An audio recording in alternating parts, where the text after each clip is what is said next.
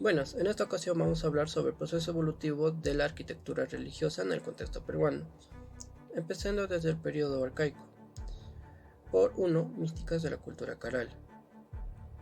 La cultura caral tuvo una religión predominante en la vida de los pobladores y su organización social. Los templos destacaban de los centros urbanos y en torno a ellos se desenvolvían actividades cotidianas. Estos asentamientos servían como un periodo de remodelación, posiblemente como observaciones astronómicas y calendarios agrícolas.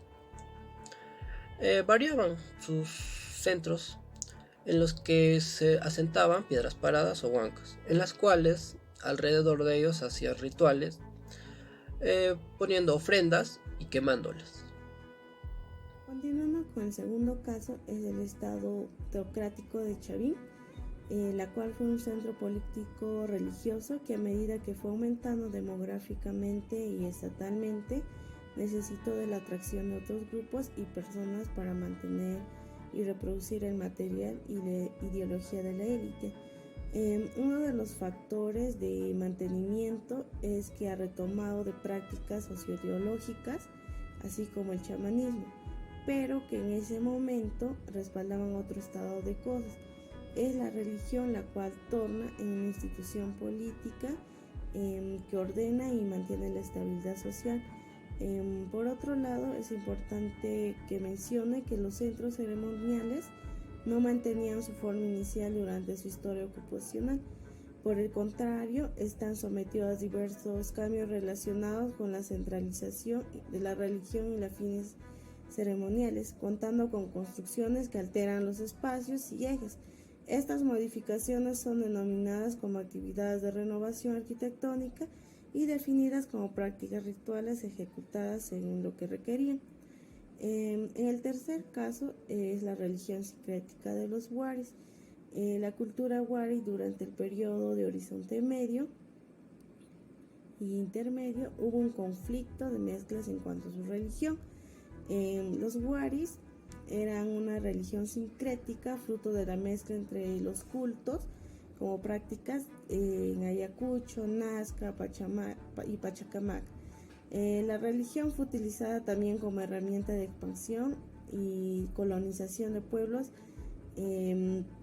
circundantes, a pesar que en muchos aspectos su religión era semejante a otros, así como los tiwanaku. También a consecuencia de esto se creó la religión de acuerdo en el lugar que estaban, y esto influye en su arquitectura al ser representada como en los muros. Y también la religión tiwanaku opinaban que sí tenían razón en la arquitectura, ya que era diferente a comparación de los wari. 4. Divinidades incaicas. El conjunto arquitectónico de Coricancha es en la que se alojarían las actividades de soporte de santuario, lugar donde había producción de almacenaje o ligados al culto y al alojamiento.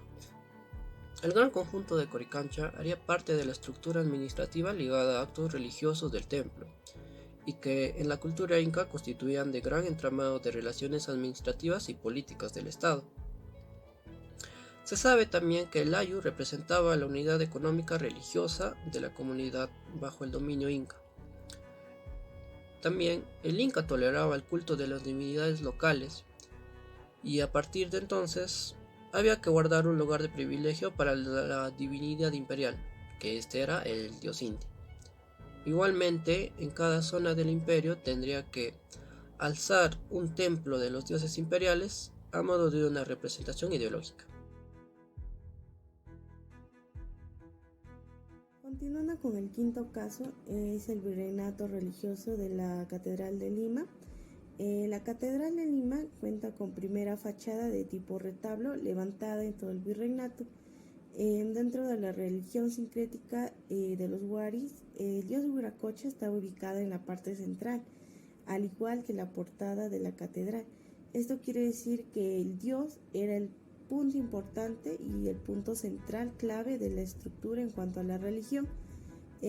Comparando entre la ornamentación, se observa alrededor del dios que hay mucha decoración. Su ornamentación es de estilo renacentista, con adornos platerescos. La Catedral de Lima presenta 3 puertas principales. Como en la mayoría de las demás catedrales, esto es un punto muy importante, porque desde las culturas anteriores viene pronunciando una entrada muy principal, como en los templos, y muy importante en la arquitectura religiosa. Y también la escala que tiene la catedral es muy resaltante por su religiosidad.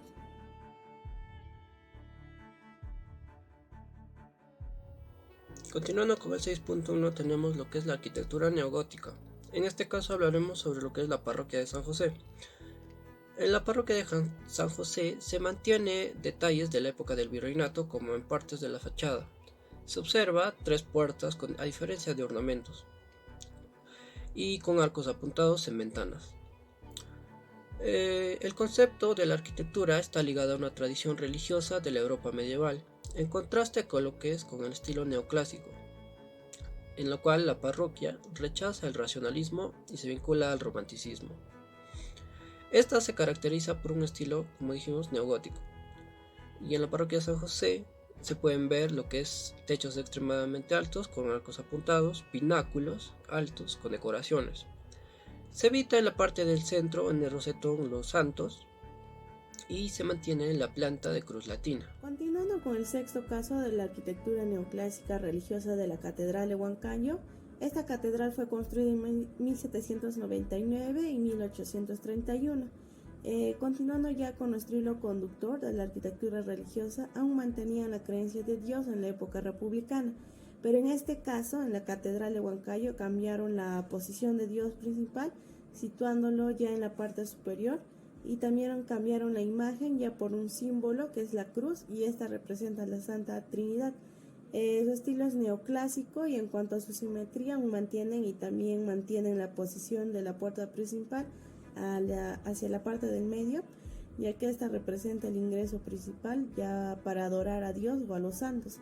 En su arquitectura religiosa también representan en su planta, así como el símbolo de la cruz, y tiene planta arquitectónica de nave larga y estrecha.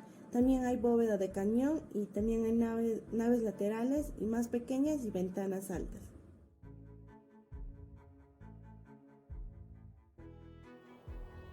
En el 7.1 hablaremos sobre lo que es la iglesia de San José de Picos, que está en Huancayo. El arquitecto encargado es de Córdoba Williams.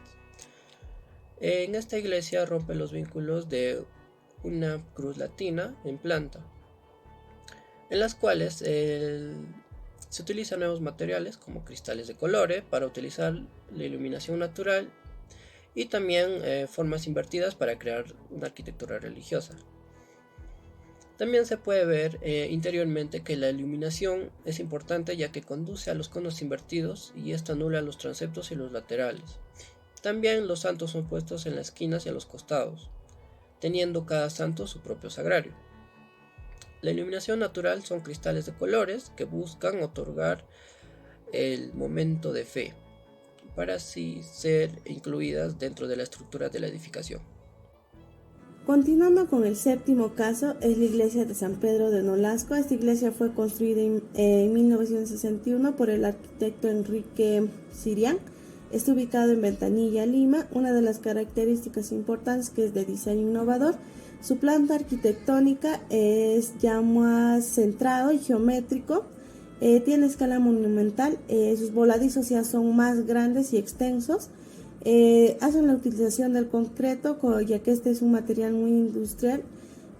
También tiene término de gran sala, ya que no tiene ya naves laterales y es más centrado.